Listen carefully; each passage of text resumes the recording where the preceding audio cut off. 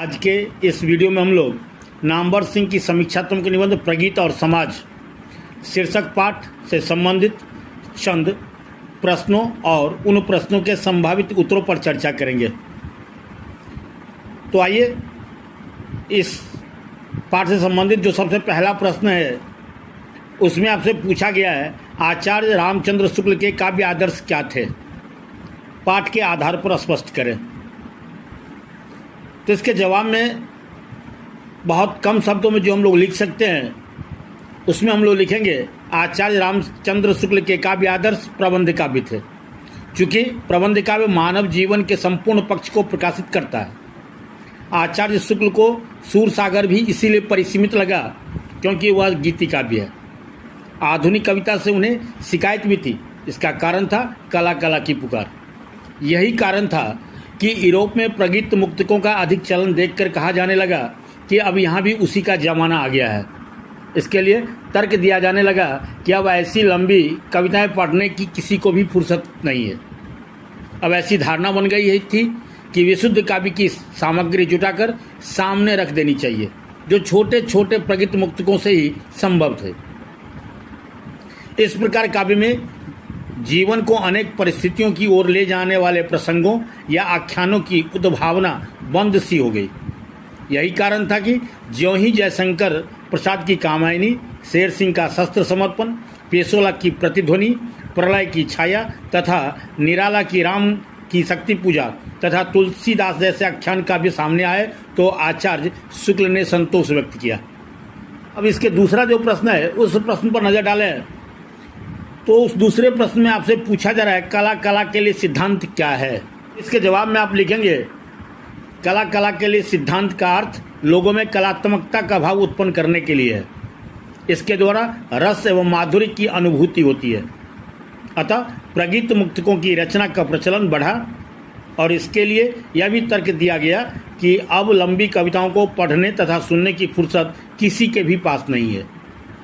अब जो तीसरा प्रश्न है उसमें आपसे पूछा जा रहा है प्रगीत को आप किस रूप में परिभाषित करेंगे?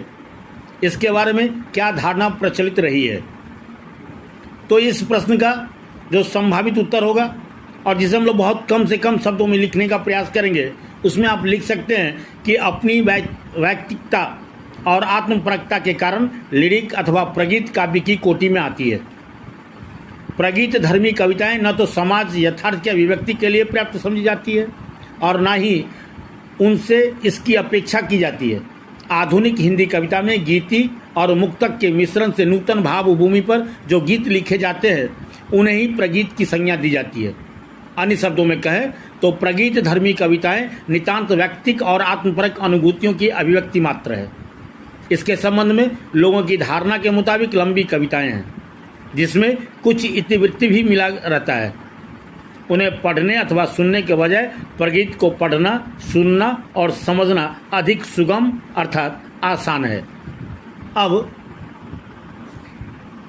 इसका जो चौथा प्रश्न है उसमें आपसे पूछा जा रहा है वस्तुपरक नाट्य धर्मी कविताओं से क्या तात्पर्य है? आत्मपरक प्रगीत और नाट्य धर्मी कविताओं की यथार्थ व्यंजना में क्या अंतर है? तो इसके जवाब में आप लिख सकते हैं कि वस्तुपरक नाट्य धर्मी कविताएं प्राय लंबी होती है जिनमें जीवन की किसी समस्या अथवा घटना का विस्तृत चित्रण रहता है, जबकि आत्मपरक प्रगीत धर्मी छोटी कविताएं वस्तुनिष्ठ और समाज निरपेक्ष होती है।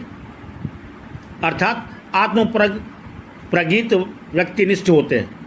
इन सीमित अर्थभूमि वाली कविताओं के आधार पर निर्मित एकांगी एवं अपर्याप्त काव्य सिद्धांत के दायरे को तोड़कर एक व्यापक काव्य सिद्धांत की स्थापना के लिए मुक्तिबोध की कविताओं का जिक्र अत्यंत आवश्यक है। मुक्तिबोध की छोटी कविताएं भी लंबी कविताओं से किसी कदर कम नहीं है। इस तरह मुक्तिबोध के समूचा काव्य को यदि देखा जाए तो उनकी कविता रचना विन्यास से कहीं पूर्णतः नाट्यधर्मी है, कहीं नाटकीय एकालाप है, कहीं नाटकीय प्रगीत है तो कहीं शुद्ध प्रगीत प्रतीत होता है। इस प्रकार नाट्यधर्मी और आत्मपरक प्रगीत पूर्ण रूपेण एक दूसरे से भिन्न है।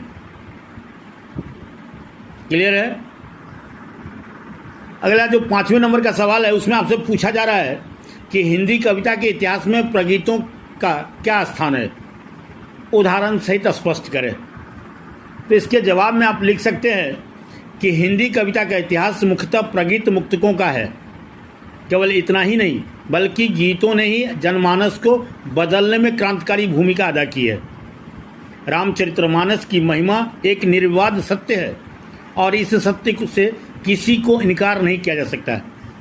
किंतु मानस के जानकार भी यह मानते हैं कि तुलसीदास के विनय के पदों में पूरे युग की वेदना व्यक्त हुई है और इनकी चरम व्यक्तिकता ही परम सामाजिकता है। अतः विनय पत्रिका के पद एक व्यक्ति का अरण्य रोदन मात्र नहीं है। तुलसीदास के अलावा कबीर, सूरदास, मीराबाई, नानक देव, रैदास के जैसे अधिकांश संतों ने भी प्रायः दोहे और गेय पद ही लिखे हैं। यदि विद्यापति को हिंदी का पहला कवि माना जाए तो हिंदी कविता का उदय ही गीत से हुआ है, जिनका विकास आगे चलकर संतों और भक्तों की वाणी में हुआ। गीतों के साथ हिंदी कविता का उदय कोई सामान्य घटना नहीं, बल्कि एक नई प्रगीतात्मकता के विस्फोट का ऐतिहासिक क्षण है, जिसके धमाके से मध्ययुगीन भारतीय समाज की रूढ़ियों वाली जर्जर दीवारें हिल उठी थी, साथ ही जिसकी माधुरी सामान्य जन के लिए संजीवनी सिद्ध हुई। कहने की आवश्यकता नहीं है कि लोक भाषा की परिष्कृत प्रतीकात्मकता का उन्मेष भारतीय इतिहास या भारतीय साहित्य की अभूतपूर्व घटना है, जिसकी अभिव्यक्ति हिंदी के साथ ही भारत की सभी आधुनिक भाषाओं में लगभग साथ साथ हुई। अब इस पाठ का जो अगला प्रश्न है उसमें आपसे पूछा जा रहा है, आधुनिक प्रगीत काव्य किन अर्थों में भक्ति काव्य से भिन्न एवं गुप्त जी आदि के प्रबंध काव्य से विशिष्ट है। तो इसके जवाब में आप लिख सकेंगे कि आधुनिक प्रगीत काल का विकास 20वीं सदी के रोमांटिक उत्थान के साथ हुआ तथा इसका संबंध भारत के राष्ट्रीय मुक्ति संघर्ष से है। भक्ति काव्य से भिन्न किंतु रोमांटिक प्रगीतात्मकता के मूल से उत्पन्न यह एक नया व्यक्तिवाद है, जहां समाज के बहिष्कार के द्वारा ही व्यक्ति अपनी सामाजिकता प्रमाणित करता है। इन्हें रोमांटिक प्रगीतों में भक्ति काव्य जैसी तन्मयता नहीं होती, किंतु आत्मीयता और इंद्रियता उससे कहीं अधिक है। इस दौरान सीधे सीधे राष्ट्रीयता संबंधी विचारों तथा भावों को काव्य रूप देने वाले मैथिली शरणगुप्त जैसे कवि हुए, जिन्होंने अधिकतर प्रबंधात्मक काव्य ही लिखे, जिन्हें उस समय ज़्यादा सामाजिक माना गया। बावजूद इसके रोमांटिक प्रगीत उस युग की चेतना को कहीं अधिक गहराई से बानी दे रहा था, जिसकी असामाजिकता में ही सच्ची सामाजिकता परिलक्षित हुई। इस प्रकार आधुनिक प्रगीत काव्य भक्ति काव्य से भिन्न है तथा गुप्त जी के जैसे अन्य कवियों के प्रबंध काव्य से भी विशिष्ट है। क्लियर है? अब अगला जो सवाल है उसमें आपसे पूछा जा रहा है, कविता जो कुछ कह रही है उसे सिर्फ वही समझ सकता है जो उसके एकाकीपन में मानवता की आवाज़ को सुन सकता है। इस कथन का आशय स्पष्ट करें, साथ ही साथ किसी उपयुक्त उदाहरण से अपने उत्तर की पुष्टि करें। तो इसके जवाब में आप लिख सकेंगे कि प्रस्तुत पंक्ति प्रगीत और समाज नामक पाठ से उद्धृत है। उपयुक्त अंश का आशय है कि एकाकीपन में पीड़ित हो रही मानवता की गुंज एकांत में सुनाई दे रही है, अर्थात व्यक्ति भले ही अकेला हो पर उसका आत्मसंघर्ष कभी भी अकेला नहीं होता है। व्यक्ति का आत्मसंघर्ष समाज में अवश्य प्रतिध्वनित होता है। उदाहरण के तौर पर राम की शक्ति पूजा करने में राम का जो आत्मसंघर्ष हुआ है वो मूल रूप से सामाजिक सच्चाई को ही व्यक्त करता है। नमस्कार दोस्तों, मैं हूं सुमन और आप देख रहे हैं हिंदी ट्यूटोरियल क्लासेस। आप कोई वीडियो अच्छा लगा हो तो वीडियो को लाइक करें, शेयर करें और यदि कोई सलाह और सुझाव हो तो कमेंट बॉक्स में जाकर अवश्य कमेंट करें। और यदि आप इस चैनल पर नए हैं तो चैनल को अवश्य सब्सक्राइब करें, बेल आइकन जरूर दबाएं ताकि समय से नई वीडियो का नोटिफिकेशन आप सबको मिलता रहे। तो आइए समय गवाए बिना अब इस पाठ के 8वें नंबर के इस प्रश्न में हम लोग देखते हैं कि पूछा जा रहा है कि मुक्तिबोध की कविताओं पर पुनर्विचार की आवश्यकता क्यों है। आलोचक के इस विषय में क्या निष्कर्ष है। तो इसके जवाब में आप लिख सकेंगे कि मुक्तिबोध की कविताओं पर पुनर्विचार करने की आवश्यकता है। कारण उनकी कविताओं में निहित सामाजिक सार्थकता की संभावनाओं का पूरा एहसास किसी को भी न था। नई कविता में आत्मपरक कविताओं की एक ऐसी प्रबल प्रवृत्ति भी थी जो या तो समाज निरपेक्ष थी या फिर जिनकी सामाजिक अर्थवत्ता सीमित थी। इसलिए इन सीमित अर्थभूमि वाली कविताओं के आधार पर निर्मित एकांगी एवं अपर्याप्त काव्य सिद्धांत के दायरे को तोड़कर एक व्यापक काव्य सिद्धांत की स्थापना के लिए मुक्तिबोध की कविताओं का समावेश जरूरी था। इसके अतिरिक्त इनकी ऐसी भी अनेक आत्मपरक प्रगीत धर्मी छोटी कविताएं हैं जो अपनी सामाजिक अर्थवत्ता के कारण उस काव्य सिद्धांत को व्यापक बनाने में समर्थ है। मुक्तिबोध की कविता रचना विन्यास में प्रगीत धर्मी है। नाटकीय रूप के बावजूद काव्य भूमि मुख्यतः प्रगीत धर्मी है। इसमें कोई शक नहीं कि उनका समूचा काव्य मूलतः आत्मपरक है। रचना विन्यास में कहीं पूर्णतः नाट्य धर्मिता है, कहीं नाटकीय एकालाप है, कहीं नाटकीय प्रगीत है और कहीं शुद्ध प्रगीत भी है। कवि स्वयं उसके बारे में लिखते हैं कि इसमें कथा केवल आभास है, नाटकीयता केवल मरीचिका है, वह विशुद्ध आत्मगत काव्य है। जहाँ नाटकीयता है वहाँ जीवन यथार्थ भाव बनकर प्रस्तुत होता है या फिर बिंब या विचार बनकर। कहने की आवश्यकता नहीं होगी कि ये आत्मपरक प्रगीत भी नाट्य धर्मी लंबी कविताओं के सदृश ही यथार्थ को प्रतिध्वनित करती हैं। इस प्रकार उनकी कविताओं में निहित सामाजिक सार्थकता का बोध स्वाभाविक रूप से संभावनाओं की तलाश करता है, जिसके लिए मुक्तिबोध की कविताओं का पुनर्विचार आवश्यक है। अब इस पाठ का जो अगला प्रश्न है उसमें आपसे पूछा जा रहा है त्रिलोचन और नागार्जुन के प्रगीतों की विशेषताएं क्या है, पाठ के आधार पर स्पष्ट करें। नामवर सिंह ने त्रिलोचन के सानेट वही त्रिलोचन है वह और नागार्जुन की कविता तन गई रीढ़ का उल्लेख किया है। ये दोनों रचनाएं पाठ के आसपास खंड में दी गई हैं, उन्हें भी पढ़ते हुए अपने विचार दें।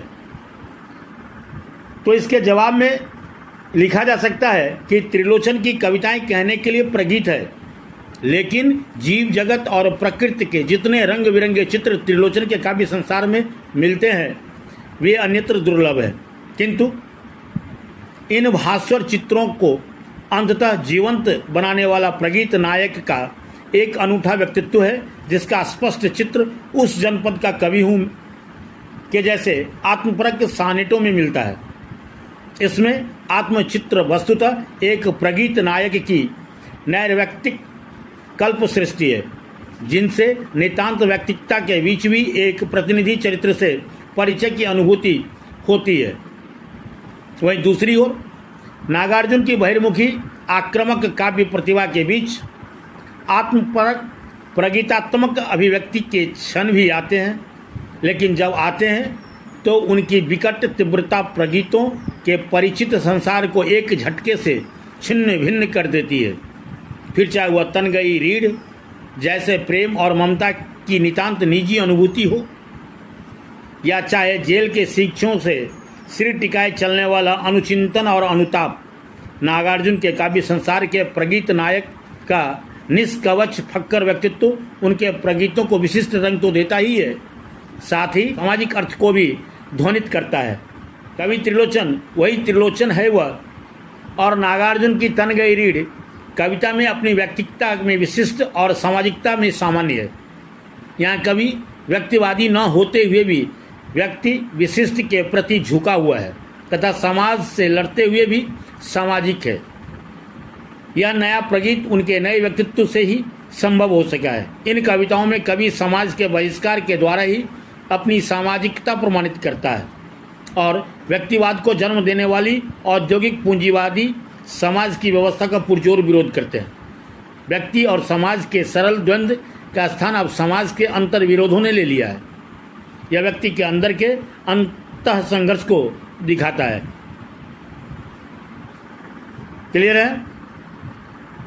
अब अगला जो सवाल है 10वें नंबर का, उसमें आपसे पूछा जा रहा है या कहा जा रहा है कि मिथ कथन में अति कथन से अधिक शक्ति होती है। केदारनाथ सिंह की उद्धृत कविता से इस कथन की पुष्टि करें। दिगंत भाग 1 में प्रस्तुत हिमालय कविता के प्रसंग में भी इस कथन का विचार करें। तो इसके जवाब में आप लिख सकते हैं कि बदलते समय के साथ हिंदी साहित्य में विशेषकर कविता में एक नया उभार पैदा होता है, जहां कवि अपने आत्मसंघर्ष के बीच सामाजिक संभावनाओं की तलाश करता है। आज का कवि न तो अपने अंदर झांकने में संकोच करता है और न बाहर के यथार्थ का सामना करने में हिचकता है। अंदर न तो किसी असंदिग्ध विश्व दृष्टि का मजबूत खूंटा गाड़ने की जिद है उसके अंदर, और न बाहर व्यवस्था को एक विराट पहाड़ बनाकर आंकने की हवस। वह बाहर से छोटी छोटी वस्तु, घटना आदि पर पैनी नजर रखता है और कोशिश करता है कि वह उसे मुकम्मल अर्थ दे। अर्थात कवि छोटी छोटी बातों के जरिए बड़ी बात को कह देना चाहता है। इसका उदाहरण मुक्तिबोध की कविताओं में देखा जा सकता है। नई कविताओं का आत्मसंघर्ष वास्तव में कवियों का आत्मसंघर्ष है, जो वही संघर्ष का रूप ले लेता है। एक में प्रगीतात्मकता सीमित हुई नजर आती है, तो दूसरे में प्रगीतात्मकता के कुछ नए आयाम उद्घाटित होते हैं। कवि कम ही शब्दों में बहुत कुछ कहता है। जो बात कम शब्दों में कही जाती है वह गहरे अर्थ रखती है। कविता का अर्थ करने पर उसके कई स्तर धीरे धीरे खुलते जाते हैं। इस संबंध में केदारनाथ सिंह की माने तो संबंधों में कभी खटास नहीं आनी चाहिए, उसमें हमेशा गर्माहट और उसकी सुंदरता बनी रहनी चाहिए। कवि बहुत सारे सपने संजोए हुए हैं। थोड़े से शब्दों में कवि अधिक गहरी चोट करता है। अतः अधिक बोलने से अच्छा कम बोलना है, क्योंकि वह ज़्यादा प्रभावी होता है। अगला जो सवाल है उसमें आपसे पूछा जा रहा है कि हिंदी की आधुनिक कविता की क्या विशेषताएं आलोचक ने बताई है। तो इसके जवाब में आप लिख सकेंगे, हिंदी की आधुनिक कविता में आलोचक नई प्रगीतात्मकता का उभार देखता है। वह देखता है कि आज के कवि को न तो अपने अंदर झांक कर देखने में संकोच है और न बाहर के यथार्थ का सामना करने में कोई हिचक। अंदर न तो किसी असंदिग्ध विश्व दृष्टि का मजबूत खूंटा गाड़ने की जिद है और न बाहर की व्यवस्था को एक विराट पहाड़ के रूप में आंकने की हवस। बाहर छोटी से छोटी घटना, स्थिति, वस्तु आदि पर उसकी पैनी नजर है और कोशिश है उसे अर्थ देने की। इसी प्रकार बाहर की प्रतिक्रिया स्वरूप अंदर उठने वाली छोटी से छोटी लहर को भी पकड़कर उसे शब्दों में बांध देने का उत्साह है। एक नए स्तर पर कवि अपने और समाज के बीच के रिश्तों को साधने की कोशिश कर रहा है, और इस प्रक्रिया में जो व्यक्तित्व बनता दिखाई दे रहा है वह निश्चय ही नए ढंग की प्रगीतात्मकता के उभार का संकेत है। तो ये थे गीत और समाज शीर्षक पाठ से संबंधित कुछ महत्वपूर्ण प्रश्न। ये वीडियो यदि आपको पसंद आया हो इसे लाइक करें और अपने मित्रों तक शेयर करें, और यदि इस चैनल पर आप नए हो तो इस चैनल को सब्सक्राइब करें, बेल आइकन जरूर दबाएं। धन्यवाद।